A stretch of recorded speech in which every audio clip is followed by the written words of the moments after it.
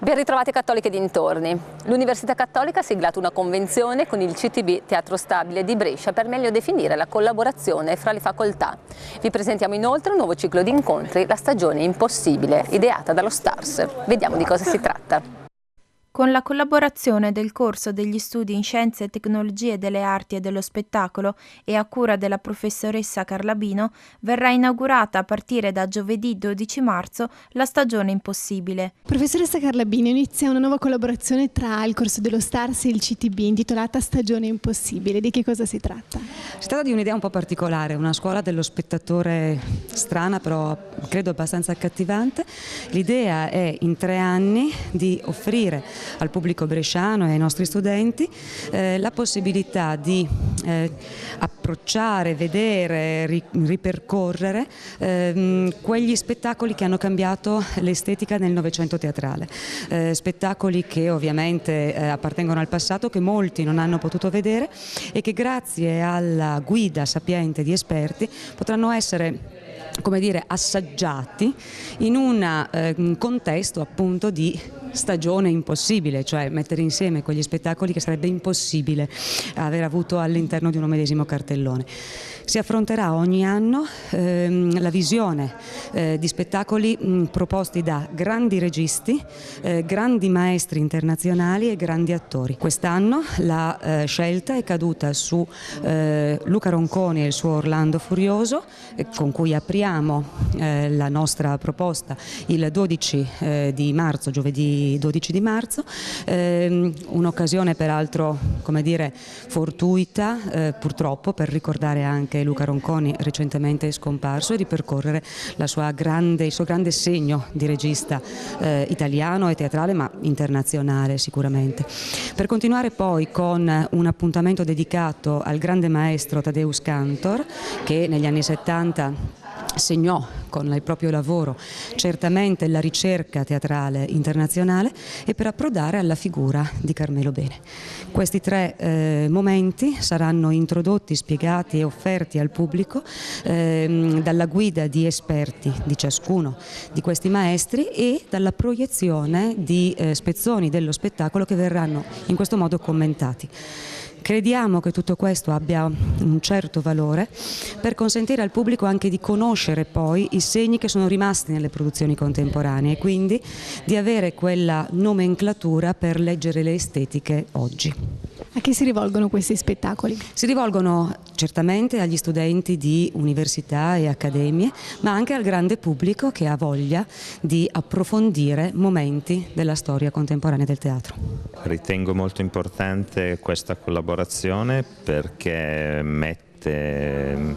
dà sinergia a 2 forme di conoscenza diverse, che sono le conoscenze proprie della realtà universitaria e la forma di conoscenza teatrale, che è una forma di conoscenza particolare, ma anch'essa una forma di conoscenza, come dire, elevata, e quindi mettiamo in sinergia 2 forme di conoscenza molto elevate, e questo è molto molto interessante, e soprattutto è molto interessante rispetto alla città, poter sviluppare questo tipo di collaborazione e di sinergia, e soprattutto poi indirizzarla al mondo giovanile e quindi a tutta la realtà che concorre a formare la realtà dell'Università Cattolica qua a Brescia. La convenzione è stata fatta con l'Università Cattolica sulle 3 facoltà, su lingue, in quanto abbiamo fatto tutti gli anni teatro e letteratura e vorremmo approfondire proprio questo rapporto.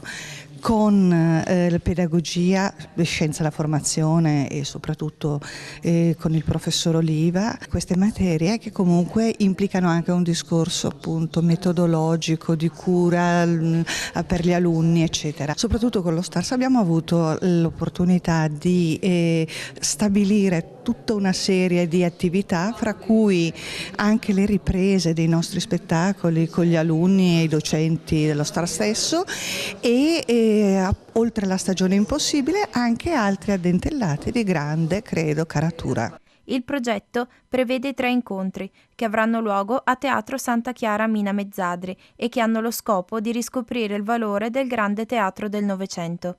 L'Università Cattolica ha dato il via ad un nuovo master, innovazione e gestione delle istituzioni scolastiche cattoliche in collaborazione con la diocesi. Vediamo i contenuti.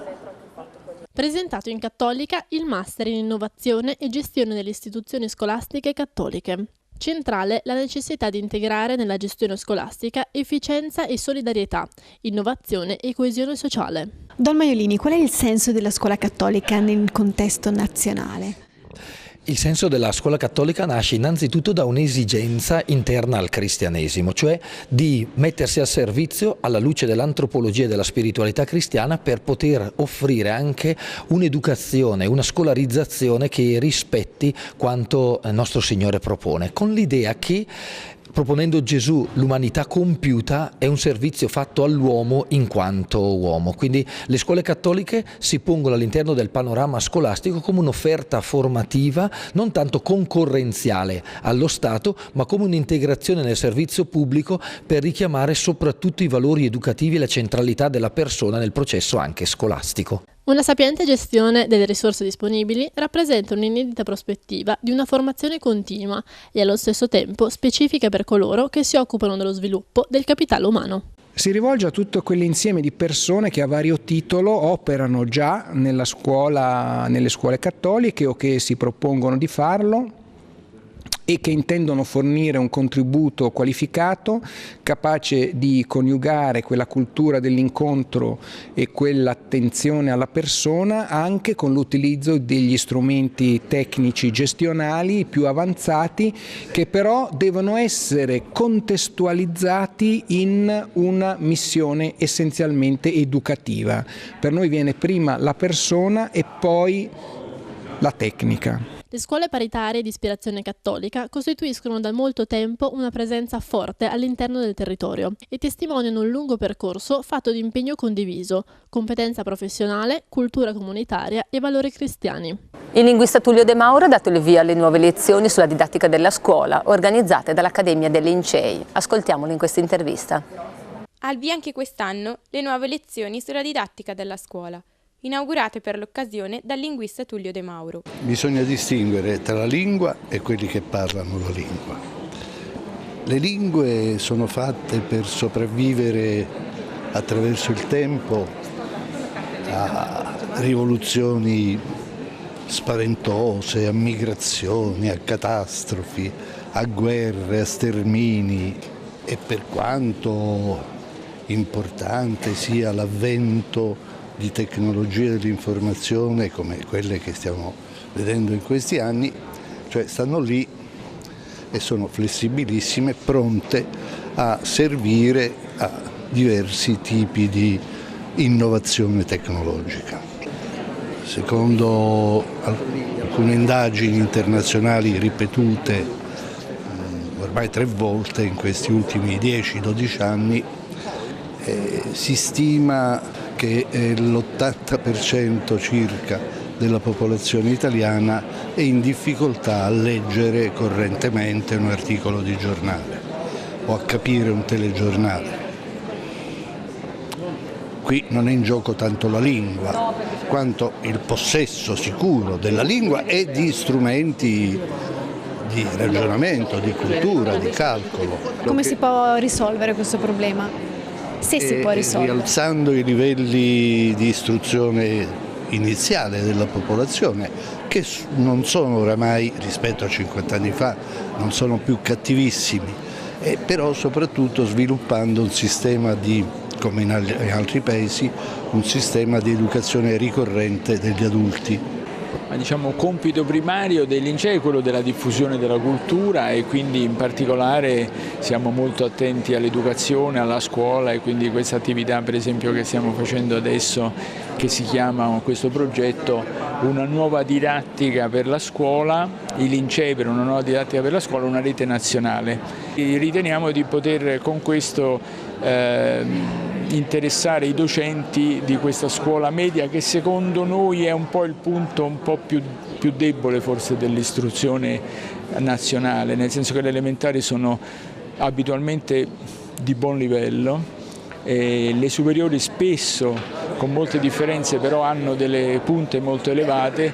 La scuola media forse può essere migliorata con metodologie sperimentali, laboratori, nuove metodologie informatiche, nuove tecnologie per insegnare la matematica e anche l'italiano, curando in particolare per l'italiano una metodologia argomentativa, per le scienze una metodologia sperimentale, la matematica un'apprensione che fosse piacevole anche per gli studenti. E poi l'INCEI in particolare raduna persone scientificamente valide sia italiane che straniere e ci riuniamo una volta al mese per discutere vari problemi e come compito primario abbiamo quello di una consulenza del Presidente della Repubblica su tematiche scientifiche. Il polo di Brescia dell'Accademia dei Lincei propone lezioni di italiano, matematica e scienze per gli insegnanti delle scuole di primo e secondo grado, che avranno luogo nella sede dell'Università Cattolica, mentre quelle di scienze presso l'Università degli Studi. Anche per oggi è tutto, noi ci fermiamo qui, vi do appuntamento la prossima settimana e per chi volesse rivedere i nostri servizi sono disponibili su UCAT. Grazie per essere stati con noi.